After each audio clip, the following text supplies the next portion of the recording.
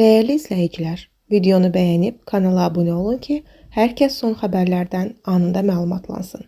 İsmayıl rayonunda Mercedes markalı avtomobil idarəetmədən çıxaraq beton maneəyə çırpılıb. Xəbər verilir ki, nəticədə nəqliyyat vasitəsində olan 52 yaşlı İlqar Süleymanov və 67 yaşlı Elmira Tuxuyeva aldıqları xəsarətlərdən hadisə yerində ölüb, bir nəfər xəsarət alıb. Daxili İşlər Nazirliyinin Mətbuat Xidmətinin regional qrupundan bildirilib ki, faktla bağlı cinayət işi başlanılıb, araşdırmalar aparılır. Cəbrayıl rayonunun Qaradağ rayonunda kişi bədbəxt hadisə nəticəsində ölüb. Xəbər verilir ki, hadisə ötən gün günorta saatlarında qeydə alınıb. 60 yaşlı Güləsən Vahabovun işlədiyi sahil qəsəbə ərazisində yerləşən həyətdə başına dəmir parçası dəyib. Hacıqabul rayon sakini olan şəxs xəstəxanaya yerləşdirilsə də orada ölüb. Araşdırmalar aparılır. Allah rəhmət eləsin, yaxınlarına, əzizlərinə səbir diləyirik.